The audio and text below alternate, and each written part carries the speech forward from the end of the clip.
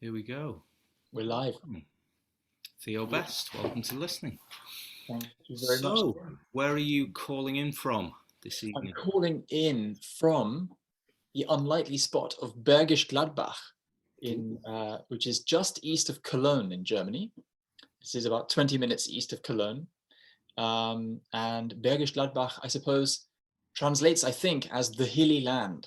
So it's the hilly land just east of Cologne, yeah, which is a surprising place to have ended up. But here I am, yeah. So, how is it surprising? What you Ah, must have had some kind of knowledge of where you were ending up, but tell us that that is story. You that's want? a question I ask myself a lot. I suppose it's surprising because, well, I never expected to end up living in Germany necessarily, and yet here I am. And the story is, I moved here for family. My son, as you know, is half German, and yeah, the trajectory has led me here. Basically, the call of I suppose the call of fatherhood, call it that if you like. Um, I mean, to cut a very, very long story short, as you know, I was living with Otis's mother in England, and we had a baby. And for one reason or another, the relationship didn't last. And Otis's mum, Nadine, is German, and she moved back to Germany with Otis. So I was doing the cross-channel commute, let's say, as often as I could to see Otis while he was growing up. And then I just thought, enough of this, enough of Stansted Airport at 3 o'clock in the morning, and seeing my boy only 2 times a month. So yeah, I made the move to Germany, and that was literally. So it's an interesting question. So you must have had an idea of where you would end up, and I look back and I sort of think like, yeah, I think as soon as um, Otis, my son, and his mum moved to Germany, there was always the idea in my mind, like, well, maybe I'll just move out there and do that, make that leap, you know. Um, and I researched it and I planned it, but when it came push to shove, or when shove came to push, when push came to shove, whatever the expression is, it felt very much just like this is happening now, okay. And I think, like, throughout my life, I've always had that impression of, you can cogitate and digest over the decisions and the life-changing kind of moves you're going to make in your life, but the actual decision moment, uh, always, at least for me, feels like an impulse, and then a sudden coming together of certain external factors which make whatever it is that you're doing possible. And so for me, there was a build up to moving, and then the final move was a very quick, like, there's an apartment, here's a job I've got, let's do it, throw a bit of caution to the wind, you know. Wow. Um, So you already had some German then, clearly. Not really. The No. only German, the Okay. only German I knew was all the German I'd learned when my son was, well. I mean, my son is 7 now, yeah, and I moved here a couple of years ago, and all the German I knew when I moved was toddler German. So I get to explain really well Good how. place to start, right? Yeah. Like, I'm all for learning languages like a child, and learning like a child in general. So I could express myself very well if I had to talk about changing nappies, or doing the little farmer, the boyerchen, which is burping a child on your on your shoulder. So I kind of think in some ways my German has grown with Otis, basically. Yeah. But I didn't really speak much when I moved. No, not much, and I still don't speak very much. Yeah. So how do you find that, being a man of words as well? How do you find Yeah. not having the full kind of complement of words to use like you would Mm. in English? So I think there's so what little I do have. So lots of ideas here. So what little I do have, like, so I think if when you're learning a language and you're acquiring a vocabulary, like you come face to face with the limitations of the language that you have, like the limitations of the vocabulary, the limitations of the grammar, how far you can go in order to express yourself authentically, that kind of thing. And I think, like, that's a creative exercise. Then you have to make the best with what you have, and so that's kind of fun for me, coming from as a sort of artist, as a writer. Um, um, it's there's a sort of pleasure in taking the very, very limited um, basket of words that you have, and then adapting those endlessly for a a wide range of situations. Um, so yeah, the restriction is always an opportunity for creativity and also for misunderstanding. But it's grown steadily, and I've just started a German course, so that's hopefully going to be expanding. But for me, I work from home, and actually, ironically, the job that I've been doing mainly for the last couple of years has been with French clients online. So Oh. I've been coaching the French. So my French has grown quite nicely, while my German has sort of stagnated a little. But yeah, yeah, I think it's it's the restrictions of the language that are kind of an impulse for creativity, as far as I'm concerned. So yeah, that's fun in a way. So you're nowhere near to thinking in German or anything like that yet. You're still Uh, translating. do I ever? Uh, it's weird. I suppose there are times when a German word will come to mind, like spontaneously in a particular situation. It's like you can feel yourself being reprogrammed. Mm. Um, I don't know if you speak any other languages. You seem like I someone. don't. No, I Yeah, don't. Sadly, I don't. It's one of those things that I've always wished I did, but yeah.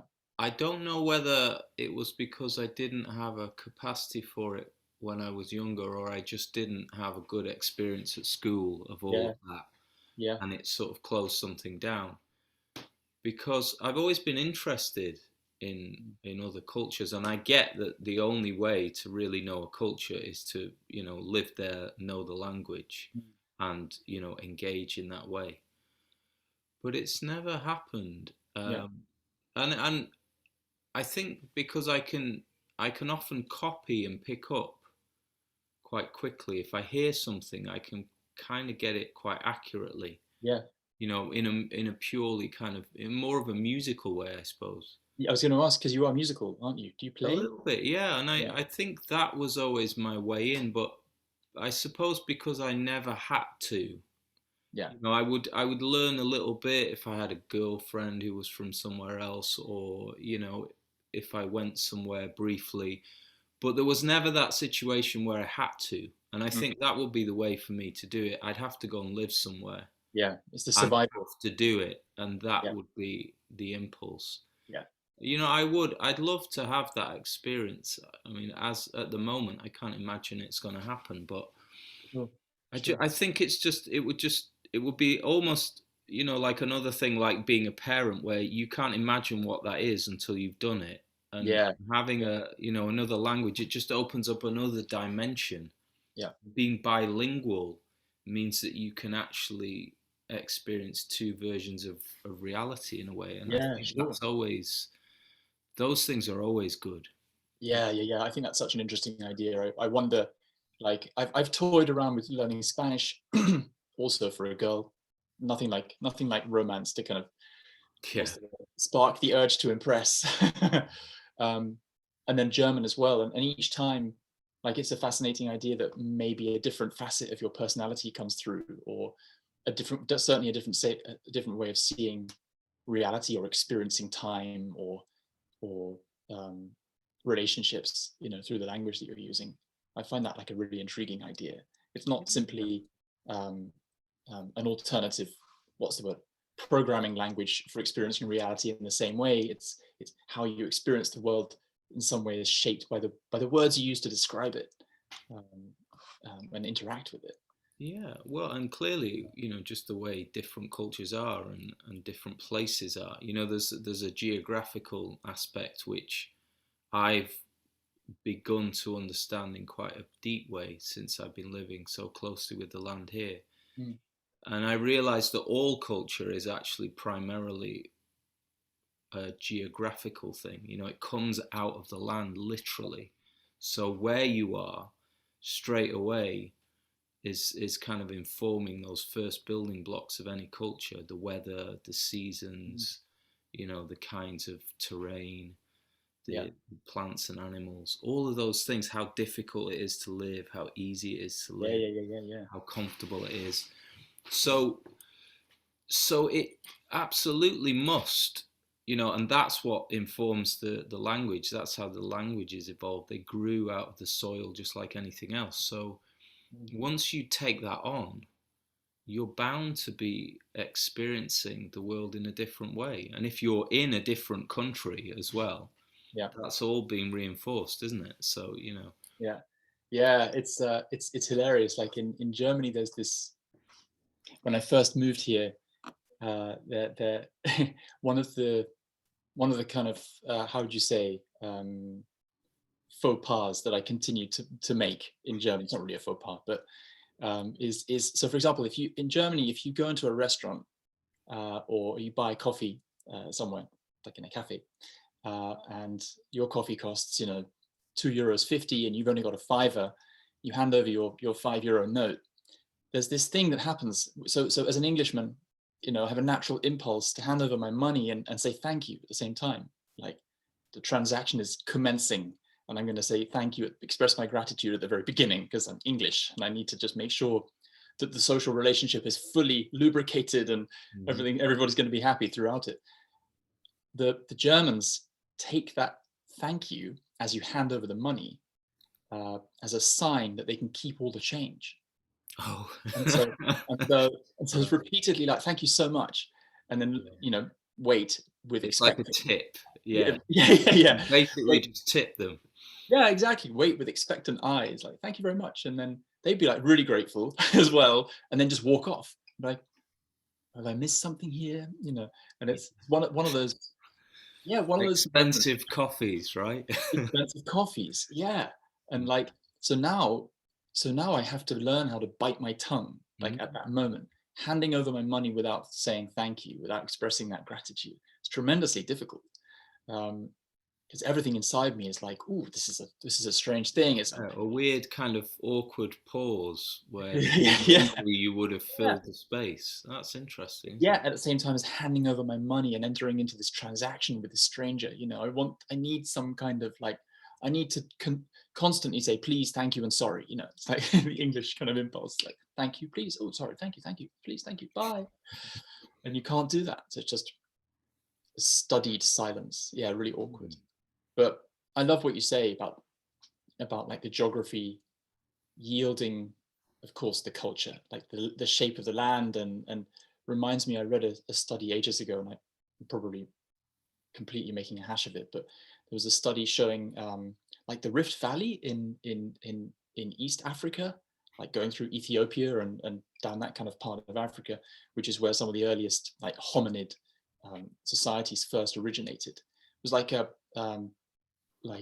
place of incredible tectonic activity, like volcanic kind of coming together of plates, and as a result, like an incredibly rich, fertile environment where like the perfect environment for societies, the incipient societies, to start flourishing. And I think it's that idea that maybe wherever you get a coming together of difference, like the border communities. There's a record label called Border Community, actually, in Norfolk. But like where you have that friction between ecosystems, or friction between tectonic plates, or just friction between cultures or individuals, like that's where you get the kind of frisson, I guess. I sound very pretentious using these French words now, but it's like a fascinating it's like wetlands, or ponds, amphibious creatures kind of transgressing sounds negative, but like moving between those two worlds. And that's where life kind of originates and sparks. So like maybe that's what was my, like, one of my impulses to move to Germany, obviously to be closer to my son and to be present as a dad. But like, I like to think that I sort of seek out those moments where I come up against the border, or a frontier or something, and push against it and have to kind of create those sparks of friction of some sort. I don't know, maybe do I deliberately seek them out, or do they just arrive and I deal with it when it comes along? I'm not sure. Well, But edges. You're talking about edges, and edges really are where things happen, yeah, where things meet. Even if you think about the very beginning of any life, with when the sperm meets the egg, it's all about this point of meeting where Yeah. one boundary meets another. Yeah. And all the most fertile places, or the richest in terms of species, are always edges. So, like the shore, where the sea meets the land, or Yeah. where a bit of woodland comes to the edge of a field or an open area, Mm. there's always more going on there Yeah. than in the heart of the other places. And I suppose Mm. perhaps creative, people who are more creatively inclined or who have that bias have always been looking more towards the edges of things, because that's where the interesting creative things happen. Yeah. That's where the new things happen. Yeah. So I think about my time in London, and the creative areas are always in those kind of places that have maybe died a little bit, or so there's a kind of vacancy, Mm. or where two areas meet. I think like the East End of London, where you've got the incredible wealth of the city of London Mm. that's kind of evolved over time, and then one of the traditionally poor areas of London, which was the East End, and they just kind of Yeah. grinding up Right up against against each each other. other. Yeah. And so it just seems like edges are the place, and we're often kind of looking to find our own edges as well and push them a little bit. I mean, that it sounds like that's something that maybe was kind of calling or making it easier for you to make that move. Obviously there's a strong impulse with your son, but I think creative people often, if they're in a kind of very stable situation, they might fuck it up just to Yeah. create something, Yeah. that provides a bit more realness, or a sense of being closer to life. Yeah. Because Definitely. life, the sort of the intensity, or the nearness, or the more realness of life seems to be when you're going through some kind of shift. And Yes. I've Really always found important. that. I think Yeah. maybe that's why I'm thinking now specifically about poetry or writing Mm. poetry. To me, it's always nature, or love, or like rage Yeah. inspires. I mean, it's interesting because I haven't found, people often say that love is the hardest thing to write about poetry wise. And Mm. maybe it is quite difficult, but I always find rage is more difficult because I never like the results. And there's something in me that doesn't want to go into that dark place, or I haven't Yeah. found a way to do it well Yeah. without maybe getting too personally involved, and Yeah. less, it's less art and more personal, and that's a fine line. I don't know, It's what's your experience of that with yeah. your writing? Yeah. Yeah. Yeah. Yeah. I mean, as far as rage and anger are concerned, I don't think I've ever like. I've got an old-fashioned telephone ringing. Yeah, this is nice. Quite sweet, isn't it? Hello, I'm Mr. just gonna Sanderson. let it ring. Are You you well? carry on, you carry Yeah, on. sure. I think like yeah, I don't think I've ever directly like sat down and or how to say like rage has never consciously at least come through in any of my poetry. It's not something I've sat down and tried to write about head on. But that goes for most of my emotions, to be honest. Phone's not gonna stop, is it? Oh, there we go. Sorry about that. It's very distracting. Phones are really terrible. It's I cool. never answer the phone. I mean, I don't know why I have one, but I definitely need it for internet. But That's like me, yeah. poor Uh, people. Sorry. no, that's So do totally that cool. again. Do that again, Yeah, because yeah, yeah. So okay, so I think so as far as rage is concerned, I don't think I've ever sat down like I journal a lot to process emotions, especially if and like so if I pick up one of my like journals, then I'll find a lot of like just kind of free what's the word stream of consciousness stuff. But I've never sat down and kind of thought, okay, like I've got this tremendous anger, I'm going to process this in a poem. And I think like you, I wouldn't know how. And I think put your finger on it, which is that it's for me at least, it takes me an awfully long time to be able to get that necessary distance. the anger without triggering the anger again inadvertently, because sitting down to write under that kind of, let's say, stress, um, uh, and to write about that stress can be very, very tricky as a sort of a feat of balance. So yeah, and there's that wonderful quote by Wordsworth, wasn't there, which is like poetry is kind of emotion recollected in tranquility. And I think, like, so maybe a lot of that anger, or let's use the anger as a good example, like maybe that will start coming out in my poetry in 10 or 15 years or 20 years when that necessary distance has been achieved. In my experience, that's often how emotion comes through my work. As far as love is concerned, it's really similar. And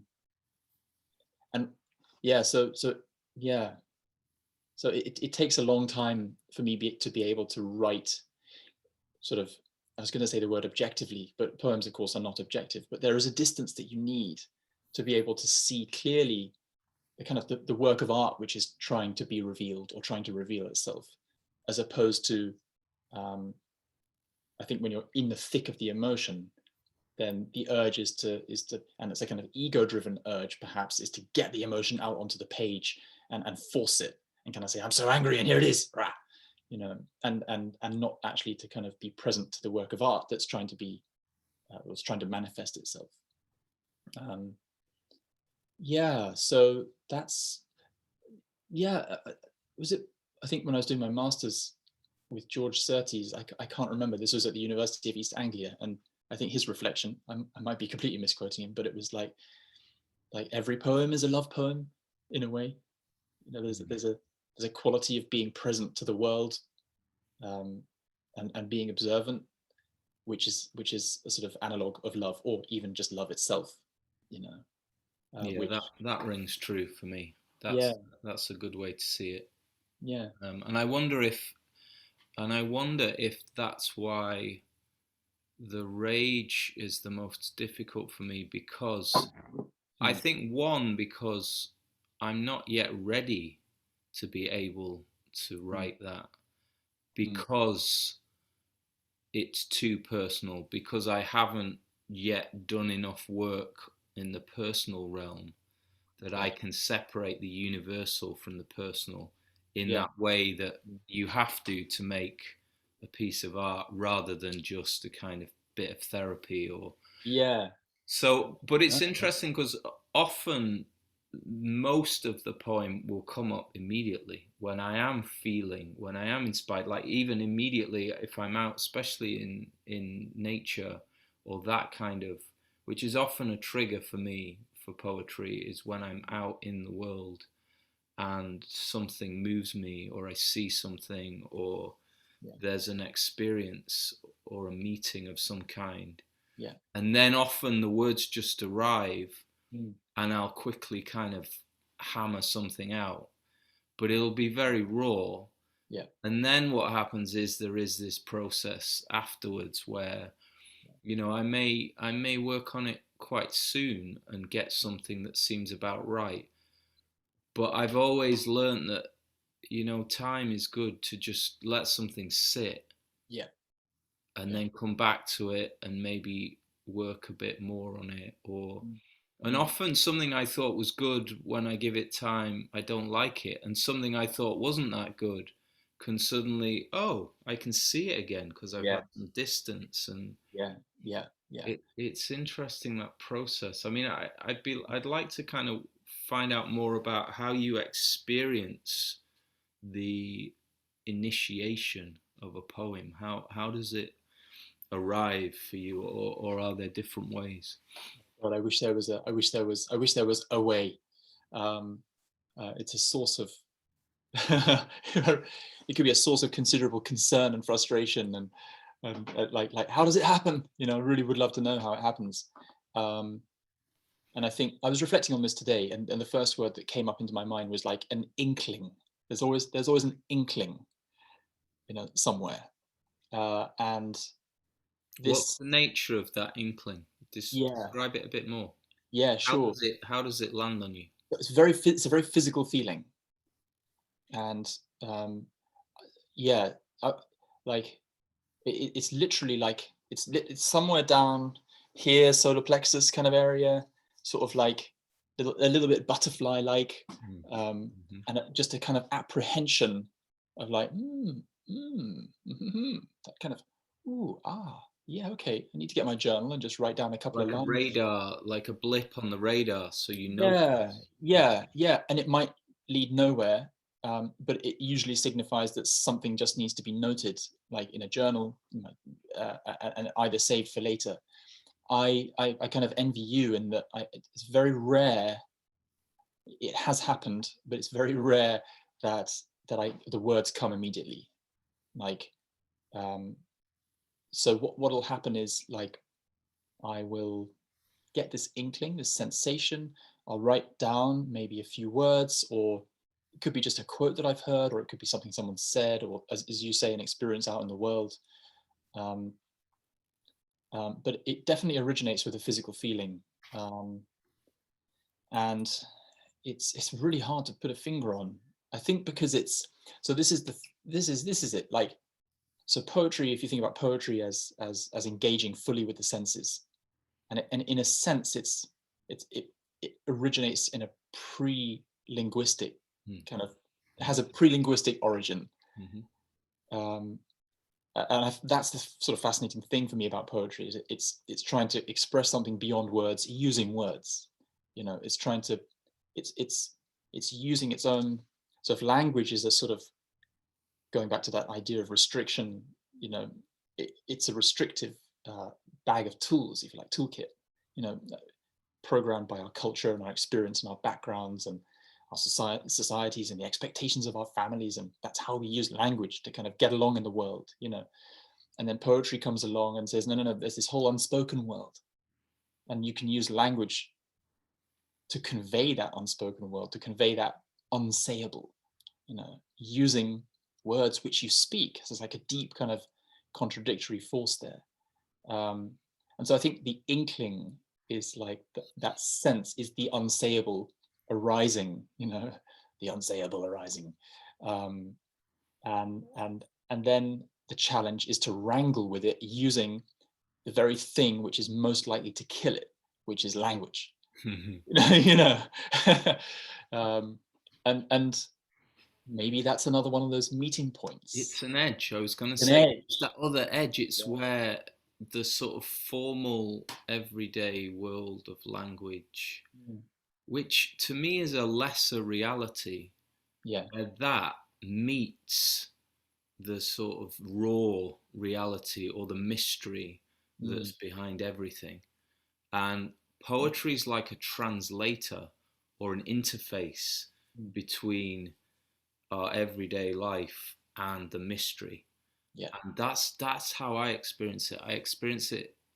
It's like there's a delivery or a transmission, Mm. and and it doesn't come through whole. It's kind of the signal got distorted in the transference, but Yeah. it's just arrives. It's like poof, Yeah. parcel gets dropped, and then because I know it now in a way.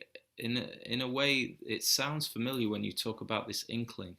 I feel there's definitely an excitement, so that will Mm. be a stomach thing for me, Yeah. physically, or the kind of hairs on the back of my neck or something. There's a definite excitement, and the excitement comes from knowing now what this is that's happening and Yeah. getting excited because it's going to be one of those moments that seem like the most important moments in my life, and Yeah. where I feel perhaps the most like me, or Yeah. or bizarrely the most like me, but the most like me is when I'm not being me, if you know Yeah. what I mean. It's this kind of weird paradox of Yeah. Yeah. when Yeah. I feel mostly alive and mostly myself is Yeah. when the kind of little me disappears and then this thing arrives that has nothing to do with me, with little me. Mm. My job is then just to deal with the what's just been dropped, and then trying using those kind of tools and using whatever I can get my hands on to Yeah. somehow try and communicate that experience I just had. Yeah. Yeah. And Exactly. I don't know if I ever succeed really in fully communicating what I'm feeling in mm, those moments. mm. But there's a kind of fun in that as well, in, not getting it right. Or I don't know about you, I'm always going back and changing things. Nothing is ever finished for me. Like, even Yeah. if I put it in a book, I'll be reading the book and then I'll be crossing out and going, no, no, no, it shouldn't be that. It should be Yeah. this. Yeah, totally. I can't remember which poet it was who said, a poem is never finished, it's only abandoned. Yeah. Right? That's what you have ultimately, and maybe even never abandoned, to be honest. I think like the body of work is always in progress, isn't it? And it's a living thing. I suppose that's why it's a living thing. It's a Yeah. living entity which changes as you change, as you grow and you experience life. You look back on the early poems and you think like, oh, okay, I see what you're getting at, but is that really who you are or who you were, or does this ring true? Um, Simon Armitage, great poet, he talks about like giving your poem a thump and seeing if it rings true. And I guess with distance and age and time and experience and fatherhood, parenthood, or love and death and all the rest of it, like it's an interesting kind of perception or view you have of those poems that you've written. But I think like what you say is really kind of spot on, that excitement. Like it's the excitement of the chase, of the inkling that something's about to arrive, which can kind of invigorate you or Mm. revivify you, or Mm. like bring you somehow into a higher state of living, um, beyond the little me. I love it. It's because you are you, but at the same time you're part of like this massive whole.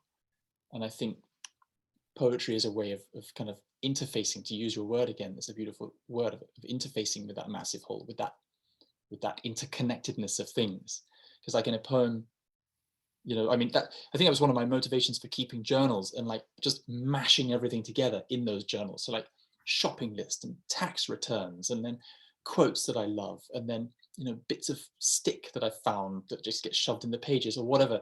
Because it's like, yeah, now I look at it, it's like just creating a lot of edges, and Yeah. then you draw these things together and see how they spark each other, see how they become metaphors for each other, um, and kind of like, yeah, seeing what frogs and amphibians start emerging out of the pond life, and moving across the borders, learning how to breathe or learning how to swim underwater, whatever. Anyway, I'm going off on a thing, but it's a coming to life. It's a coming to life, I think for me, and I think it's almost like poetry can be, and this sounds very pretentious now, but it's like poetry can be a state of mind more than anything else.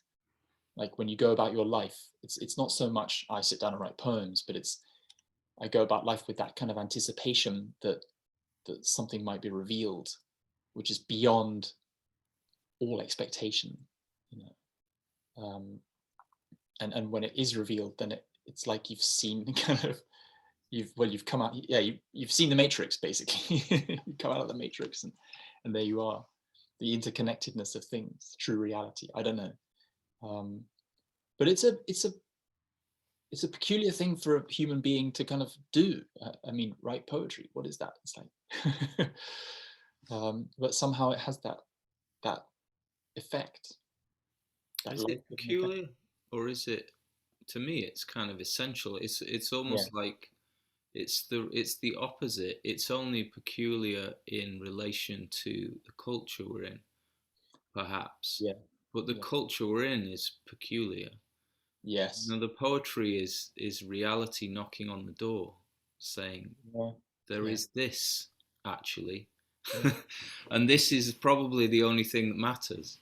mm, And it comes in different forms. It comes in music, it comes through art of all yeah, kinds. yeah, yeah, It comes through moments of connection with people, mm, or with connection with the world. So yeah, it is the language of the language of the mystery of mm, reality, I suppose. yeah, In some ways, it's